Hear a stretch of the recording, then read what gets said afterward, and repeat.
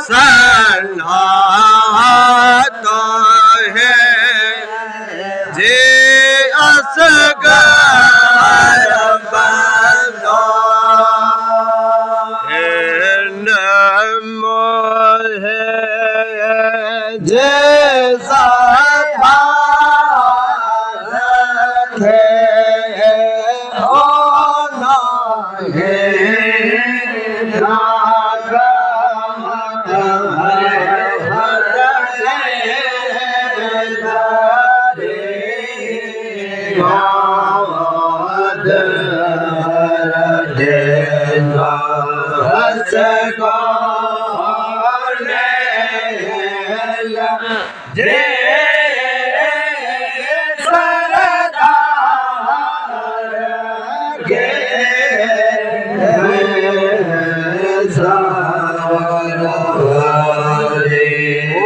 रहमत वारो भाग भरो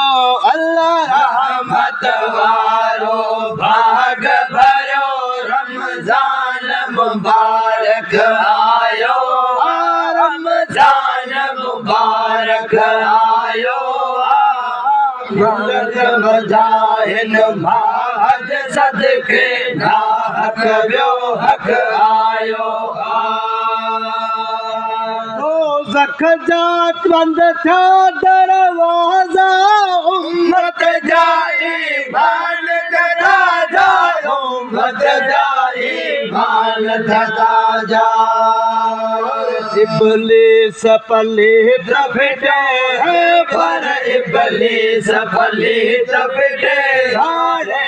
लगे धक आयो हारे लगे धक आयो मुल्क मजाहिन भाज सदके ना हक व्यो हक आयो रहमत वारो भाग भरो रहमत वारो भाग भरो रमजान मुबारक आयो रमजान मुबारक आयो मुल्क मजाहिन भाज सदके ना हक व्यो हक आयो न एड़िया दकया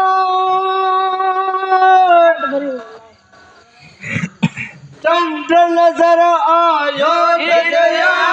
चंद नजर आयो दजया नदेन एड़ी बईद कयाओ चंद नजर आयो दजयाओ चंद नजर आयो दजयाओ जन्नत जे हकदार जावल जन्नत जे हकदार जन्नत जे हकदार जावल जन्नत जे हकदार जो मुल्क जो मालिक आयो मुल्क जो मालिक आयो मुल्क मजाहिन भाज सदके ना हक व्यो हक आयो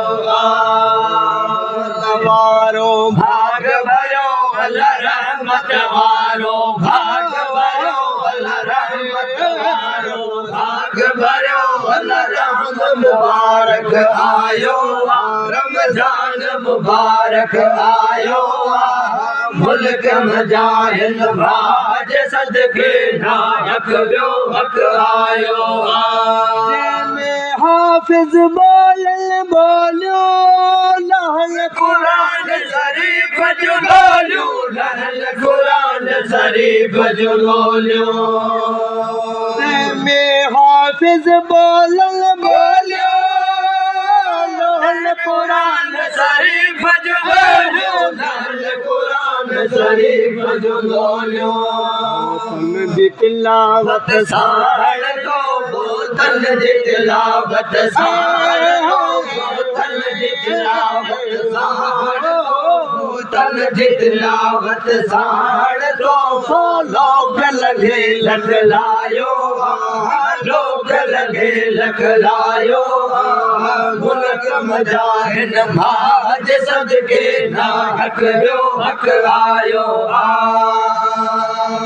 चिड़िया महीना यार हमें हो सूर अंदर में सांड पयो हो सूर अंदर में सांड पयो बिजड़ियो महीना यार हमें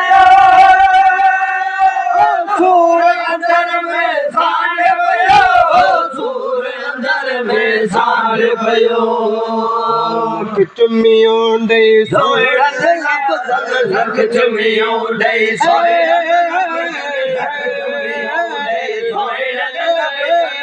चुम्मियों दे सोहरा लब जल मकड़ जो लायक आयो लिखण जो लायक आयो मुल्क मजाइन भाज सदके हक बियो हक आयो